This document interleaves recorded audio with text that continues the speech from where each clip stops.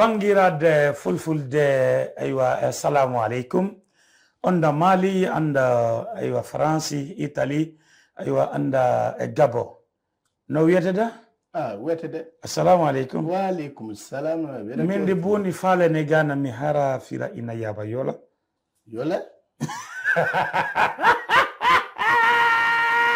kamale bin zoni yandaro etay ni flaga ube ni flagante ni flaga ide am laga ne blaga yoro ni tiga chidomo flaga ni ni ra jamba o mala sul kamago sul kamago ngori bolo ka me blaga ni tige ayo toy ka yoro ni chi sul kamago ma no tam tv la fla do biawa flaga ma ke na ke la ki kaida no te no da flakana ni kono ko bangirade ngo ko de ko ambalma jamaw bandirade fulfulde o yede ko ambalma flaw aw salamu alaikum bon comme bon neko araza kabibi ni yoro tige ba est-ce que flama ya nage lagige ko kulwali ko ga ma ko be flaka bola dola kulwali mo be yan kulwali nyamawa yan kulwali ge nyamawa nyamawa kama ko be flado lawa kama ko be wa fa ko flaka fola fle flaka mil magen de ma basi wala do de ma ye flaka no de basi wala do min hedima bombiri debo hawa noto hawa yalti nguni ni beka la flakana ni na flaka ka so adoni kama ni tara niko aywa hirejam nuko tanalatuna iba fo basi wadan tanalatuna ebe soroka yinga hawa noto okora ko yalma hawa bewa nuko hawa yalti okora ko hawa bora kawai ay kuluka nga walma nuko ko hawa walado okora ko hawa te te nge ay ni ko tuko de kanani kede amela kuma ne ama bleba chema musoma demse ma bakoro bismillah maliko ka naam ame befu ka be wali nyuma tout le monde ka fo tam tv ane jemetigi de ye ane foli duma tigi de ye ane kodmon tigi de ye kamane ema yan keme ka fambe kala ya ame ka fambe kala sisa rezo ka Facebook ka YouTube ka TikTok ka e ka sabe ko tam TV abana ni mama tin ni baji la dro ita ko page era la ko kamale nge ansigira igado kuna fone buna kuka sigatala kado don kurukara semeni kurukara kurukara eski ka a semeni be ma fale ngala kadili mana umma billahi kamale ni ansigile sigaranye kamale ika do kuna funu be ambolo ya amena abedegamo ka shomo sholo segu trawere ko jonya ake munya tigi bla ala akunjera chogodi amena kunguno nyenta ko dili mana umma kena bi bolo kamale nam ika do Musa Mara akogo kalumuga aninani anoke ka muga sumantu safurulai ande asuka yara de akasuga yara de ijode kala mo woni nani 24 mois e mo sanfly now ya jatibo abla rora woni 24 mois se venebi o sanfla de o oui 24 mois se venebi 24 mois ijode 24 mois avec sursis wa walma ferme que ya susu ko fe sursu de juru wa juru ngi do me ma jila kene mo sisa hage bula kani kuna buri yele ko naam ako igaro de mene mi mena septembre ko klim ko ni ko ndomo bismillah ba fla ani mu ko duru naam do mo ko kono ako igado Musa Mara awelela akataka kritique kuma igado nyinganu ni igado ka tenguna bismillah ako ayre nomina ne do muna naam igado adnomina ne do jamana hake igado ulu no fe ani ka bla autorité ko ka igado fendo publier réseau ka bismillah ako idno ikal kasola de nomina ni pour le soutenir bismillah kasola de munumbe nulu ka hakilla kara sabuye ka fanga nuga hakilla bi fanga turkusu wa na idale no ka fa ulube kasola ka sabuye ke ye fanga ya lagosili sama no ye atteindre à la crédit Binité à l'État. Atteinte au crédit de l'État. C'est ça. Yoromusa Mara yo de ke. Mais moi min ko ni mo bora ka marché kambe ko ubu befa. Oui, atteinte jumɛn? Oui, atteinte à l'opinion de. Mais c'est ça. Il a de faux. Aïe. Non. Aïe. Ko lara fala jatide. Anga kuna funi ki anga pa Europe na. Ka pa Europe jumɛn kuna? Mami ko ni mo bora na bora ni me kaula. N'aw bɔra ni ne bɛ kɛ aw la ani maa min ko kasoladenw bɛ kaso min na o ye hakilina kɛlɛ kaso de ye ale b'u soutenir ani maa min ko u bɛ ko dɔ kɛ mɔgɔw la yalima nin fila jumɛn ka jugu o fana y'o hakilila de ye tiɲɛ tɛ wa kana dali ko yɔrɔ jaza sɛbɛnnikɛla ko baasi tɛ a ko n'i ye ko in daga a lajɛ politiko kɛlɛw bisimila ani i ka dɔn hakililala kɛlɛw tiɲɛ a ko in bɛ tali kɛ o la ayiwa sɛbɛnnikɛla ko a ko Musa Mara min b'a la ka ko fɔ naam a ko nin ye kalo i ka dɔn kalo 8 bisimila a y'a kɛ jamana premier ministre la ayiwa san 2014 naam 2015 sɛbɛnnikɛla ko bisimila a ko i ka dɔn o de weleli la kabini uti kalo tile fɔlɔ ye naam ka taa datugu bɛku sige septembre kalo a tile 29 abana ka dayɛlɛ ka ɲininkaliw k'a la très bien ko ɲininkali ninnu kɔnɔ i bɛna mun faamu naam i bɛna ye k'a fɔ Musa Mara a ye waleya dɔw kɛ tiɲɛ waleya minnu bɛ yen ni a bɛ waati caman bɔ sige fanga sɔmina fɛ k'a fɔ ayiwa ani fanga min fɛ mun ko tiɲɛ ka di Ala ye Musa Mara hakilila tiɲɛ an'u ka hakilila naam k'a tɛ kelen ye a ko de kama 26 octobre 2024 k'a ye tagali dɔ kɛ i ka dɔn Faransikaw fɛ tiɲɛ k'a t'i ɲɛ da i ka dɔn Faransi jamanaden minnu bɛ Faransi kosɛbɛ k'a kɛra sababu ye i k'a dɔn u ye mankan wuli Musa Mara la ayiwa a tununna sige sɛbɛnnikɛla ko naam a ko i ka dɔn o min kɛra a ko jɔnɲɔgɔn k'a daminɛ o don na fo ka na bila sisan na sige a ko Musa Mara kunkolo bɛ yɔrɔ o yɔrɔ la naam fanga maa minnu bɛ fanga fɛ ani maa minnu bɛ yen nɔ ni u tɛ Musa Mara fɛ bisimila Musa Mara hakilila ye minnu ye ko caman bɛ k'u t'a fɛ dɛ quand même il faut c'est-à-dire que sisan a welelen don ka taa bila i ka 24 mois a k'o kɛ kaso la. n bɛna min f'i ye n'a bɔra il faut toujours se rappeler que la constitution de 1992 garantit la liberté d'expression. Au côté. On est libre de nous exprimer sur les sujets du pays. Voilà. Donc, ne ma taa kaso la. N'i y'a min taara kaso la o ko kelen o b'a sɔrɔ o tigi tɛmɛna liberté d'expression. Oui, c'est ça. De dire que c'est-à-dire que n bɛ karisa ka idée soutenue. I y'a faamuya wa? Moi je pense que liberté d'expression dɔ de fana don tiɲɛ tɛ wa? O tɛ e hakilila ye wa?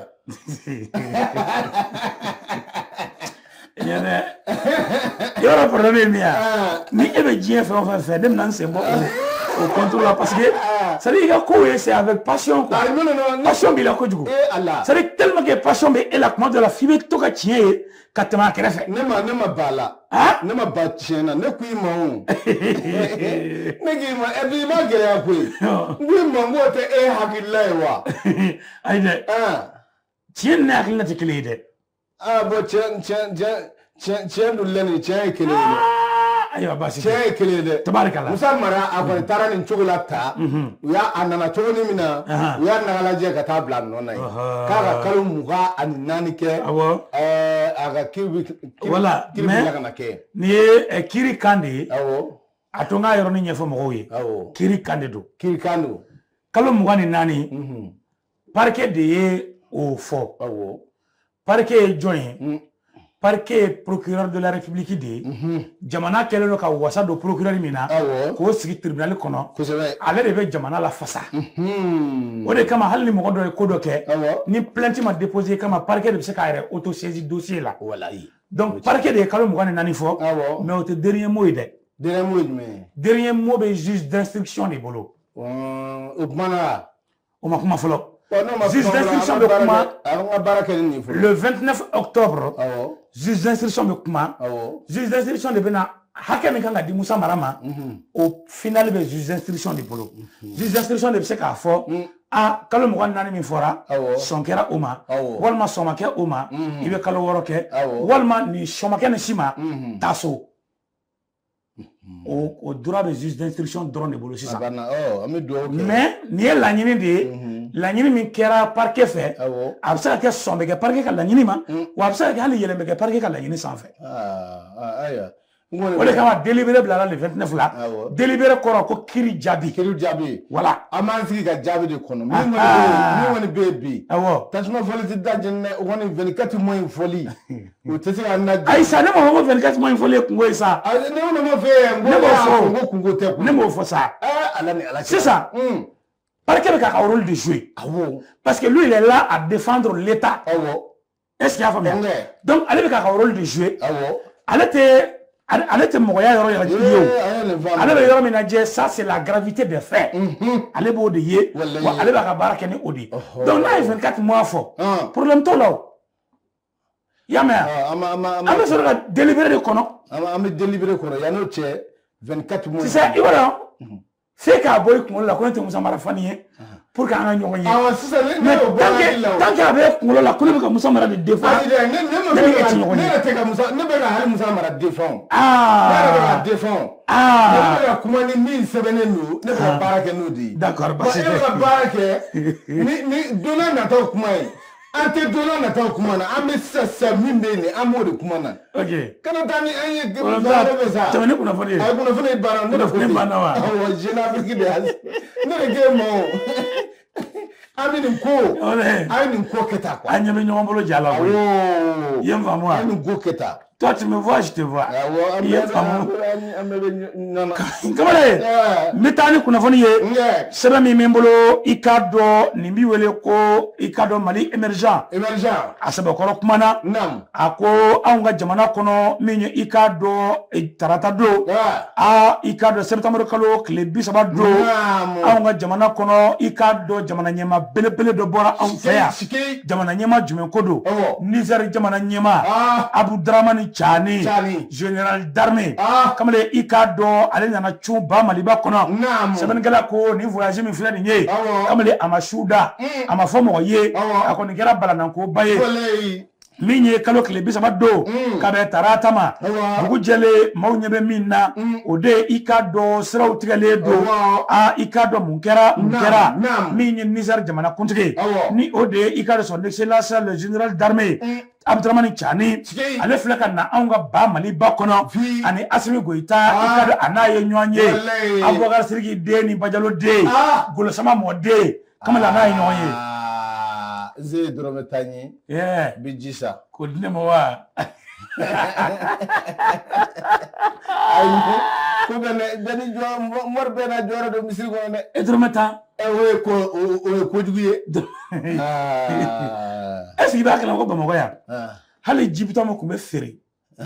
5 o bɛɛ taara 20 ne sigi b'o kalama hali ji 2 taa tɛ bilen ji dɔ bɛ yen ni ji dɔ bɛ yen tananda in i kana se Kolokani poste la poste la a bɛ kɛ dɔrɔmɛ tan ye voilà i b'a kɛ ko ji bɔ usine tɛ Cɔribugu ji bɔ usine bɛ Cɔribugu ni ji sase ni dilanna in dɛ ɲɔgɔnna bɛ Cɔribugu mais k'i sera Nɔnsɔnbugu dɔrɔmɛ tan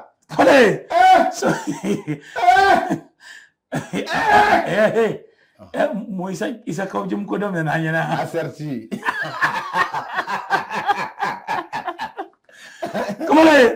sɛbɛnnikɛla ko a ko ni ataninga a mafilɛ fɛn min ye i k'a dɔn Abudramani Chani a nana jamana kɔnɔ jamana kuntigi i k'a dɔn son excellence Asimi Goyita a y'a kunbɛn bonya ani karama kɔnɔ kamalen a bɛ fɔ min ma ko accueil chaleureuse kamalen i k'a dɔn par son homologue malien le général Asimi Goyita kamalen o baaraw de kɔni kɛra sɛbɛnnikɛla ko a ko ni i k'a dɔn sigi min filɛ nin ye ko a kɛra tête à tête de ye ko ye kuluba faamaso la sɛbɛnnikɛla ko a ko kuma i k'a dɔn a daminɛna kuma min na Général Chani ako ale ka nali ikado ba Maliba kono Sego Traoré ko ko flate ala ko bara nyogonya je nyogonya teri nyogonya o mimbe awni Niger jamana che o mimbe IC jamana che kamale ko ale nakunye ode ko ako bari niye ataninga alaje anga tigedi nyoma Sego Traoré kabe kata doni bari kadaka anga jamana nunu sikimbe ikado pieba damadoka o mi ni bara be ka keni oluye afala ijmanye amfami mako défense et sécurité no de ikado lakana ani ikado balia keleli asiki be o minka diplomatie kamale ikado ni o ani nyonche sra boluye kamale ka fara développement ka soro badala kamale ikado ako ale ka tamambe boluni fenda mado de kankoy semengala ko akoni ataninga amavle ikado aye ikado tasibla chamange ka nyesi anga jamana kutigima no e asemi goitaye ako ikado anga jamana kono wale ya do do ikara ni wache ni nuna bamanchu fe kabe do ke mamunu ni tura okola kamale ikara ka so kanga so la so fo ninka ubarkada ko wulika jondu ka chesirla ikada maliye akoni yata galaje ako fendo kera ikado kono bugo no de ikado juji ikado mimbara mobti ana muso ikado oludna ambeskadi ni kono kabe do donke kata olusomo ma akono temena ni défense et sécurité o mimbe ni obe anga jamana kono ambe domene ko bi nambe ka obeje ko kekelenye nabe fo mi ma ko ikado unifier l'opération unifier les opérations comme le omi mesina comme le cas qu'on me mi fo kata to ko kay volode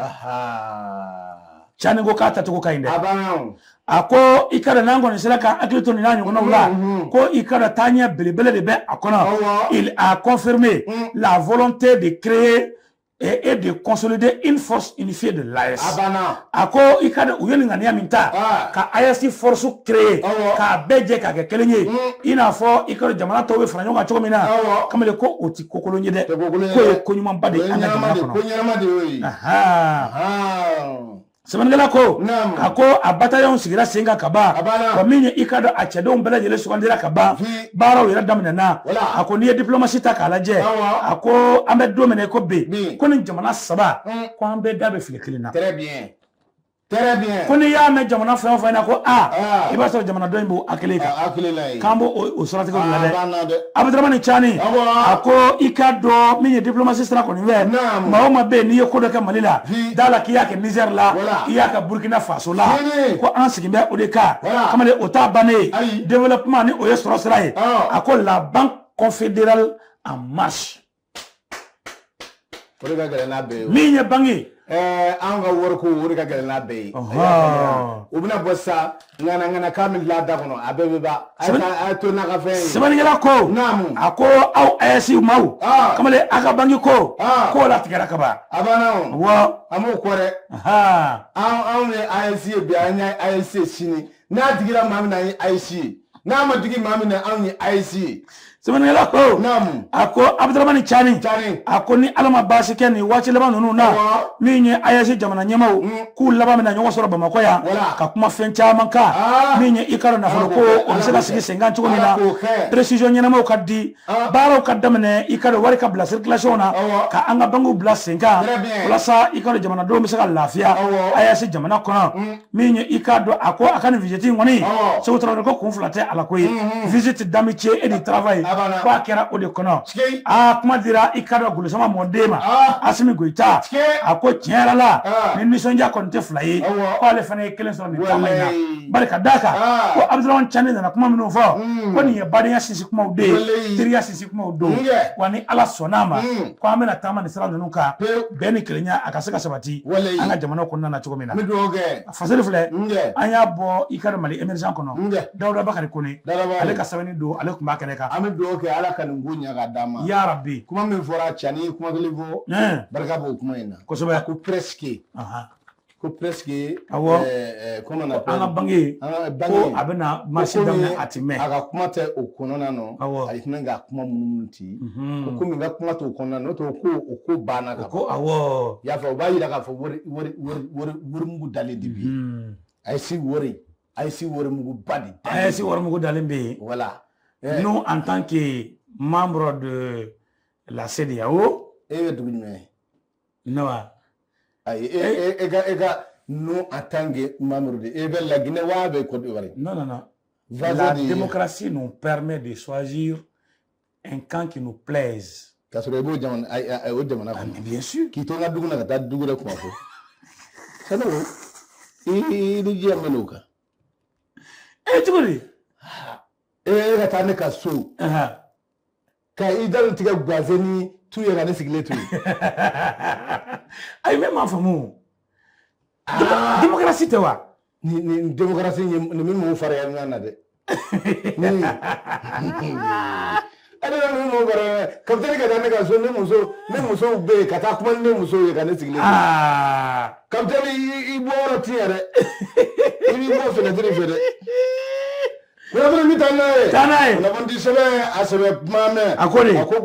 be malilla e ka do jadi siko gele ya ko ne keme kam mali soro ni wati laba ina sebe gele ko ako anga dibite korodo mi talike jali haidara na jali haidara nanga ko fiye doni mami no opérateur économique do politique ma do wa ikado mami do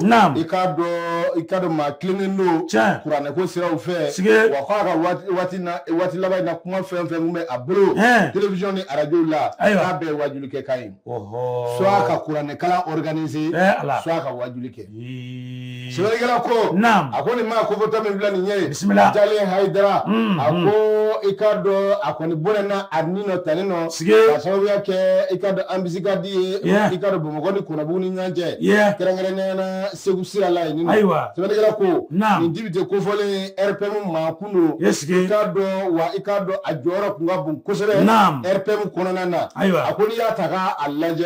beba wele ko jali haidara ikado ni ma ko fole akoni kuma mobile de la ikado anana bi ikado bamanju ka jangono abi jangono ikado dugumi me wele ni ba ma ko tigi ani ikado kono bugu manja abira jani kono uya sebele ko ako ikado minye ma bamanju kono kese chi ala ni chokolata ako utara laje kasoro ni ma ko vole ni do akuna ikado voyage ke sera de faire ikado koni ikado akalo joliye akundi bo kata yoro la sebele ko ako ni wati laba na mu ataki go kuma be sina no e camion citeru ani ikado société de transport ka ikado carburant go o gele o be sina ako ni jadishu yo be confirmer ka foku na sira o mina ikado tafa na ba mo bolo va na ba mo bolo ko folile au ka bina fe bina jara fe ako bamanchiu ikado be mu imposer fe bela bi be mu bla fe be dala ninga sira o ticket moula akwa le wati de la bismillah woni talige ikado ni ma ko fole ndala no talige jalika ikado bunene anina ako ikado adobe no nga ku kono ne amisira tige ande fe maka teme ni kuma imbelaje ibina jalika ku de sura agolera Sebenarnya ko 2013-2020 ako jali tunye maye ikado mali drapeau tunye ikado mamin kamana ikado kerengere na RPM o dibite korodo wa ikado television so mi nura huma ko chaîne Segu TV o ikado o tigido sebenarnya ko ako wati leba na ikado atunge mbaka ye kurane ko kono kurane kala kurane baru ikado wa engagé le politique la konga ikado kerengere nena aka dine ko de fara ko boya na so atungera wajul kelaye ka mo blasira bismillah ishaka jamtene shaka jamtene maliwe bi kono ale bolo no be celebrate na ko ka biso amada na bollu kamale ambe jamtene fo ambe do ke jaliye ala ka lahara son sumaye abi ale ni juji ntakere nya ve awa bekra miskal kelen de law uni sura su do wa be suraso chukudi amisikadi udona kono chukudi amisikadi ko niye ni modo tara janda unye amisikadi odi yo jande tara da unye yemfa mo ubina jande kono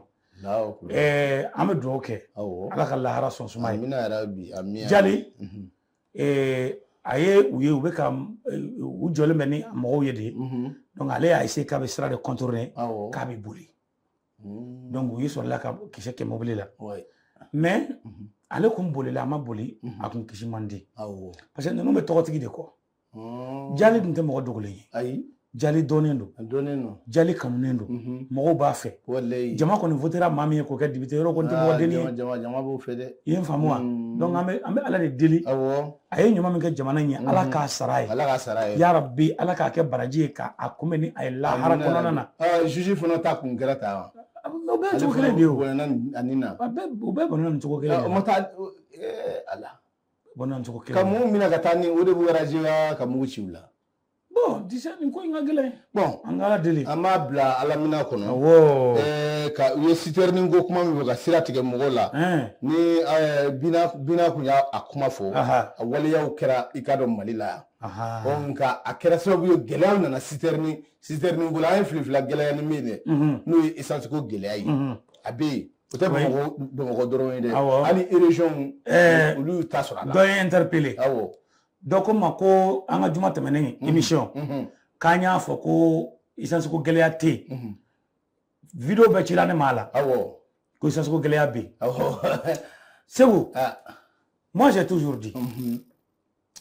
wallahi ne m'a fɔ gɛlɛya tɛ yen dɛ gɛlɛya bɛ yen mais n'i ye gɛlɛya bɔ maliyɛn ka conscience la gɛlɛya bɛ dɔgɔya anw bɛ n'o de fɔ ne yɛrɛ tun bɛ n'o de fɔ i ye n faamu wa n'i ye gɛlɛya bɔ maliyɛn ka conscience la gɛlɛya bɛ dɔgɔya kojugu Segu a ka di maliyɛn dɔw de ye gɛlɛya ka kɛ olu ka balo tɔ olu ka balo tɔ wallahi ala ka barika biro ne ko yan semaine tɛmɛnen n ko o station tɛ Mali kɔnɔ min ka budget de fonctionnement bɛ jigin 500 millions duguma o tɛ yen fo n'a kɛra station den ninnu ye n'o tɛ station fɛn fɛn bɛ ko station baw don k'i bɛ se k'u compter 3 4 5 o mɔgɔ t'u la min ka budget de fonctionnement bɛ 500 millions duguma Segu Tarawele k'a fɔ ko stock ka dɛsɛ olu bolo ka hali kalo kelen kɛ o tɛ se ka kɛ ne ye kuma in fɔ dɛ o tɛ se ka kɛ ne ye kuma in fɔ dɛ mais min miiri jigin don min na a fɔra ko embargo bɛ kɛ Mali kan i hakili b'a la wa hakili bɛ rɔ embargo ko kuma fɔra sufɛ de ko embargo bɛna kɛ Mali kan sini sufɛ o dugujɛ essence kɛra 400 ye embargo yalima suko ni dugujɛ cɛ essence prix bɛ falen cogo di ça veut dire que il y a une manque de volonté qui frappe les Maliens. C'est ça. Minnu b'a fɛ ka balo gɛlɛya kɔnɔ ka wari sɔrɔ gɛlɛya kɔnɔ ka kɛ fɛn ye. Minnu ye vidéo ci ma mun réfléchir mais c'est ça Segu est-ce que o jateminɛ Segu wallahi billahi i bɛ taa sɔrɔ Mali kɔnɔ bi station dɔw bɛ yen fini birilen b'u kunna essence bɛ yen. a bɛ yen sani u taara u ye enquête de k'o kan essence caman de datugura o de kama filifilani na o. u b'a datugu mun na parce que gouvernement bɛ ka enquête min kɛ prix plafond na ani olu bɛ ka prix min di kelen tɛ et pourtant Mali kɔnɔ ni diɲɛ mɔgɔ ni mɔgɔ champion ye jamana ye Mali de ye carburant ko champion ye bi mun na parce que gouvernement bɛ anw ka essence subventionné a b'a subventionné jamana minnu b'an kɛrɛfɛ olu ka essence sɔngɔ ka gɛlɛn n'an ta ye parce que subvention ko kuma tɛ mais anw fɛ yan anw ka essence bɛ subventionné a ka gɛlɛn wa sa imagine ka gɛlɛn maliyɛn Segu taabolo min bɛ anw na n'an m'a bila Mali bɔ ka ko an bɔ man di dɛ ala yɛrɛ tɛ se a Mali bara an bɔ man di dɛ ne kɔni b'o de fɔ sanu min an ye filifilani min kɛ gɛlɛya kɔnɔ sisan i b'a fɔ ko dɔw y'u ka pɔnpisiw labila u ka taa so fɔlɔ mais o de don i y'a faamuya u b'a dabɔ o de kama ka pɔnpisiw labila u ka taa so fɔlɔ a pɔnpisi dɔ ne yɛrɛ tun bɛ baro la ko olu labilara fɔlɔ mais kunun ne bɔtɔ ne bɛ ka na ka bɔ Kolokan ne yɛrɛ n'olu ye ɲɔgɔn ye ne taara jɔra station na n ko baara daminɛna ko awɔ ka kɛmɛla kɛ mun ka tɛmɛ ye e bɛ mun faamuya ye parce que tuma fɛ a ka gɛlɛya ka se niveau min na a ma se o Bamakɔ yan ni sera ka ni min fɔ pɔnpisi tigi ye n ko a ma essence tigi ka ca mais essence tigi man ca o ye mun ye citerne b'i bolo essence b'i bolo i b'a k'a la maintenant essence t'e bolo e de b'i makasi dɔ la o kana essence k'e kun ni e nana ko ni dɔ nana ko essence ko gɛlɛya ni e ko essence ko gɛlɛya bɛ an man k'e lamɛn o citerne t'i bolo i kunkolo ma di i ma banakɔtaa kɛ seli daga ta kun n bɛ fɛ k'a f'i ɲɛna dɔrɔn minnu bɛ yen n'u ye kɛlɛ min na k'a fɔ ko essence gɛlɛyara essence ko gɛlɛya bɛ yen non essence ko gɛlɛya de bɛ station tigiw la ne t'a gɛlɛya tɛ essence tigiw la dɛ i b'a dɔn an ka problème ye min ye bamanan maliyɛn tɛ se fɛn min na ɲɛnamaya yɛrɛ kɔnɔ i b'o dɔn ayi ça c'est la prévision c'est à dire que maliyɛn tɛ fɛn prévoir n'a cuna dɔrɔn de malien b'a fɔ k'u bɛ solution ɲini ta crise énergétique ko la n'o ye courant ko gɛlɛya ye an ka jamana kɔnɔ yan société joli datugura ka sababu ka courant ko gɛlɛya ye ka ca et pourtant o man ka kɛ solution wɛrɛ bɛ yen normalement mɔgɔ bɛ n'i ye entreprise créer entreprise min valeur bɛ yɛlɛ million caman na i man k'i jigi da énergie ka courant dɔrɔn kan e kan ka solution wɛrɛ sɔrɔ solution min b'a to hali ni énergie jɔra bi e ka entreprise tɛ jɔ an da kɔnɔ nin ya voilà alternative t'a kɔnɔ wa très bien courant yɛrɛ kana na tile yɛrɛ kɔnɔ yɛrɛ voilà 24 heures sur 24 parce que an bɛ se ka 24 heures kɛ a bɛ 48 heures kɛ voilà courant yɛrɛ kana na c'est grâce à la prévision ah oui u y'a prévoir de k'a dɔn k'a fɔ courant ko bɛ se ka gɛlɛya don dɔ donc an ka fɛɛrɛ bɛɛ kɛ pour que hali ni courant ko nana an ka fɛ donc maintenant ni o idée tɛ mɔgɔ min na e tɛ businessman ɲuman ye nin ka gɛlɛn dɛ voilà c'est-à-dire gestion ye ko wɛrɛ de ye quoi amala tɔn tan kunnafoni sinon station bɛ e bolo n'i sɔmina k'a fɔ ko gɛlɛya bɛ ka don kow la stock kɛ a banna stock sanu u bɛ na sɔn ma se ka station dayɛlɛ ka sɔrɔ stock dɔ t'a tigi bolo dingɛba dɔ k'a tigi bolo a bɛ essence bila yɔrɔ min na mais ka kɛ n'a banna ni citerne mana jɔ e dara kojugu de don a tɛ taa o tɛ se ka marcher dɛ kojugu de don o tɛ marcher o tɛ station o ye station tigi de o tɛ essence tigi kamalen tension Mali Algérie Allahu akbar Mali ani Algérie e ko an diminen tɛ ɲɔgɔn kɔrɔ wa kamalen an kɛn bɛ k'a ɲɛ bansankɔrɔ labɔ ɲɔgɔn nɔ min ye i ka dɔn ka ɲɔgɔn filɛ woni fɛ Algérie jamana ɲɛmaw Mali jamana ɲɛmaw kamalen a kɛn bɛ ni anw ye communiqué kɛ bi sini Algérie b'an jaabi ni Algérie ye communiqué kɛ bi sini anw bɛ a jaabi kamalen i ka dɔn la réciprocité kamalen o min fɔra anw ka jamana premier ministre fɛ e ko o baaraw de ti sen na wa sɛbɛnnikɛla ko a ko ba Mali ba Nations Unies na anw ka i ka dɔn maa kɛrɛnkɛrɛnnen min tun bɛ yen n'o de ye anw ka général de division ye Abdoulaye Mayiga kamalen k'a ye bara ci po a ma foyi dogo maa la kamalen a ye ko bɛɛ lajɛlen ta k'a da kɛnɛ kan bɛɛ lajɛlen ɲɛna piyan a y'i k'a dɔn a y'a jira k'a fɔ a ko i ka dɔn a bɛ min ɲini Mali ani Algérie tiɲɛ yɛrɛ la an bɛ yɔrɔ min na ko bi wa kamalen ko anw dimi bɛ Algérie kɔrɔ bari Algérie kɛn bɛ i ka dɔn terroriste n'o ye bamanciw ye olu jatigiw ye kamalen an bɛ don min na ko bi k'o kɛlen don ko ye ka gɛlɛya basi anw ma ka gari ka da Algérie ye bari olu ye Algérie wele bɔgɔ jeninen kan n'o de ye i ka dɔn cour min bɛ yen n'a bɛ fɔ o ma ko CIJ kamalen i ka dɔn olu ye Algérie wele o yɔrɔ la nka fo bi n'a ka biya la Algérie tɛ ka o jaabi an ka jamana ɲɛmɔgɔ kɔni y'a jira k'a fɔ sɔn tɛ kɛ ni o ye kamalen o kuma in fɔra kuma min na maa min bɛ yen ni o ye Issa Konfuru ye ale min ye ambassadeur et représentant permanent du Mali auprès des Nations Unies kamalen ale de i ka dɔn o kumakan in ta ni ka lase a se yɔrɔw la kamalen ka déclaration k'a fɔ a lase a se yɔrɔ la sɛbɛnnikɛla ko an bɛ don min na i ko bi tiɲɛ yɛrɛ la kabini nin transition in kɔni nana Algérie kɔni ta kɛn bɛ i n'a fɔ i ka dɔn Mali ye sɛ n'a bo tobi k'a sigi u kɔrɔ o kɔni dimi bɛ u yɛrɛ ma maa tɛ u dimi kun dɔn a ko nin ye kojuguba ye fɛn min ye Algérie jamana kamalen k'u kɛn bɛ ka nin dimi minɛ ta ten k'u jɔ n'a ye ko anw kɔni tɛ jɛ n'a ye abada a ko kabini Algérie ye anw ka dɔrɔni kɔni tiɲɛ Mali ɲɛmaaw kɔni ye i ka dɔn u fɛla fɔ Algérie kuma min sɔrɔla a da kɔnɔsitɔmɔkan don kuma kilennen tɛ kuma min don a kun tɛ so kan i ka dɔn o de la u welela bɔgɔ jeninen kan nka kamalen sɛbɛnnikɛla ko a ko ni Ala ma baasi kɔni kɛ a laban i ko ɲɛ tɛna sɔrɔ Algérie ko la ko a laban ko an laban na taa n'u ye bɔgɔ jeninen kan dɛ bari ko nin ye diɲɛ sɛbɛnni tɔnba de sen donnen a ko la fɔlɔ n ko y'a kɛ ka taa yen Issa Konfuru ye dossier ta o Issa Konfuru ye jɔn ye o de ambassadeur représentant du Mali min bɛ Nations Unies na a banna wa Issa Konfuru wulilen nin dɛ Sanogo nin ko in anw ye Algérie ka na bɔnni min kɛ n'o ye ka accord fara ko in juba b'o nɔfɛ accord d'Alger o de farali pour la paix et la réconciliation issu du processus d'Alger a y'o signé min kɛ san 2015 k'a ta o donna ka na bila bi la anw de ni Algérie an ma gosi ɲɔgɔn na cogo ale b'a hakili to accord ko la